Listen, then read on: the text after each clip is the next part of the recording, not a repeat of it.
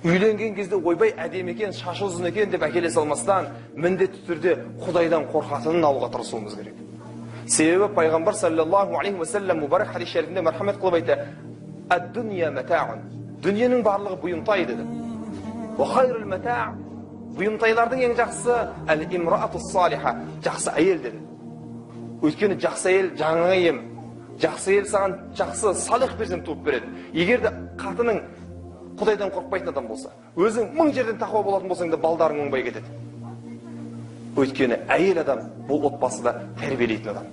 Өйткені әйел адам бұл бала-шағаның тәрбиешісі болатын адам. Бухарида қарап қалсақ, қайсы бір ғалымды қарайтын болсақ та, ол кісіні әйел адам тәрбиелегендігін көреміз. Сондықтан да біздер әйел таңдаған кезде, жар таңдаған кезде қателеспеуіміз керек. Бірақ өзіміз қуып қыздармен жүріп, анамен жүріп, мынамен жүріп, анамен жүріп, мынамен жүріп ойлап қалмайық, бір тақуадар қызға жолығып қалар екенбіз деп. Өйткені Алла Тағала бір қағиданы, ережені қойып қойған, өмірлік ол ережені. Ат-таййибина лит-таййибат. Таза еркектер, пәк еркектер, пәк әйелдер үшін. Өзіміз пәк болмайтын болса, ойламайық, біз пәк әйелге үйленеміз деп. Өзің қандай болсаң, өзің зинақорсың ба, саған зинақор әйел жолығады. Өзің иплас надансың ба, саған иплас надан адам жолығады. Бір танысым бар еді. Өте қыздармен көп жүретін. Анау Чернаевкінің үшін бір вышний клиент еді анау.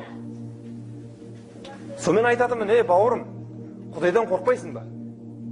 Ей, ертең үйленген кезде қандай әйелге жолықпақшысың сен?" Десем: "Біз жүрген кезде басқа қызбен жүреміз, үйленген кезде пәгіне үйленеміз. Анасы сүймеген қызға үйленеміз." Ей, байқа, Алла Тағала ешқашан біреудің ақысын біреуге бермейді, байқа деп айтқам.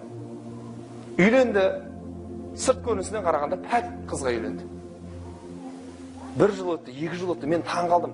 Алла Тағала Құран-ы Кәрімде ат-таййибина лит-таййибат деп қойған болса, пәк еркектер, пәк әйелдер үшін деп қойған болса, қалай мына өзі иплас, қырт иплас адамға қалай пәк әйел жолығып қалды деп таң қалып жүрдім.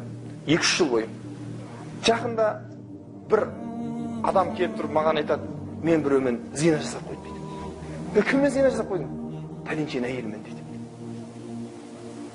Қараңыздар, пәленшенің әйелі болып тұр, бірақ біреумен зина жасап жүр. Пәк деп жүрген қызымыз беймарал жұрттармен қосылып жүр. Неге? Алла Тағала ешқашан біреудің ақысын біреуге жегізбейді. Өзіміз пәк болатын болсақ, біздердің келешектегі алатын әйелдеріміз де пәк болады. Ғалымдарымыз қағида қойған сондықтан да: "Әл-жазау мин джинсил амал." Жаза істеп жатқан амалыңның сортынан беріледі. Біреудің қызымен жүрдің ба, сенің де қызыңмен біреу жүреді. Біреудің әйелімен ойнастық қылдың ба, сенің де әйеліңмен біреу ойнастық қылады. Жаза осылай беріледі. Сол үшін біздер пәк қызға үйленер екенбіз, пәк қызға жетер екенбіз деп дандайсып қалмайық. Бәлкім біздер білуіміз керек. Үйленген кезде өзіміз пәк болатын болсақ, өзіміз таза болатын болсақ, біздерге Алла Тағала таза әйелді нәсіп ететіндігін. Және де ол таза болатын болса, пайғамбар саллаллаху алейхи ва саллям ғалымдарымыз айтады: "Басы араммен басталған тірлік ақыры ешқашан адал болмайды" дейді. Біздерге: "Ей, үйленбейсің бе сен? Қыз жоқ қой" дейміз. "Ей, пәленше анау мынау", мен онымен көруім керек, жүруім керек, ойнауым керек, күлім керек, барлық жерін бәрі тексеріп алуымыз керек. Содан кейін барып үйленемін мен оған дейсің. Арамды істейсің, ақырында үйленесің. Астағфирулла, арамды істей бергеннен кейін, сенен және одан шыққан бала қандай таза бала болады? Абдуллах ибн Мубарак рахималлаху әкесі Мубарак қандай болды? Үйленген әйелін, өзінің адал әйелін 40 күн бойы қосылған жоқ. Сонда әйелі тұрып, сен еркексің бе, ессің бе? Нағып сен менімен қосылмайсың дегенде, сенің әкең қазы болған, жеген, жемеген, әйтеуір бір жерден болса да бір қателік кетіп қалған. 40 күн бойы мен сені пешене теріммен бағайын, 40 күннен кейін сенімен қосылайын. Алла Тағала бізге адал перзент нәсіп етсін деді.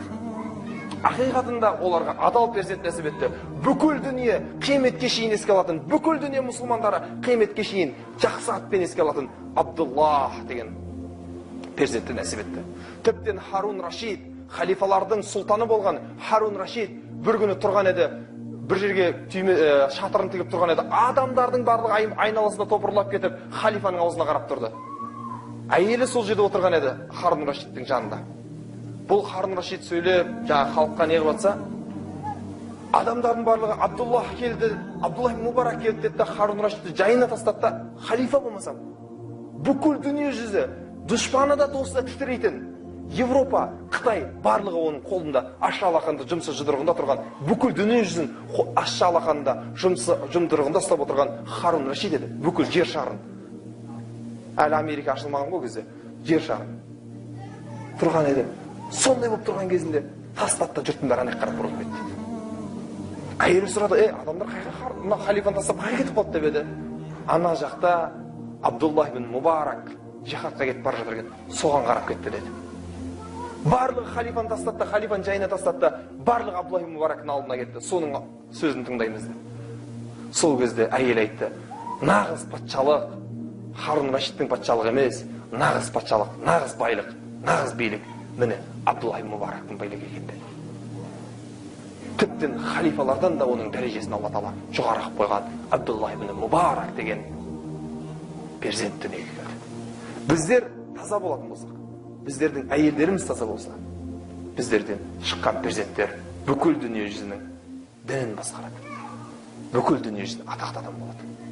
Біздер өзіміз ғырт адам болсақ, біздердің әйелдеріміз де ғырт адам болады. Одан кейін бізден шыққан еркек білмеймін енді қандай болатынын Құдай біледі, қай жаққа баратынын. Сол үшін біздер әйел алған кезде міндетті түрде ойланып алуымыз керек.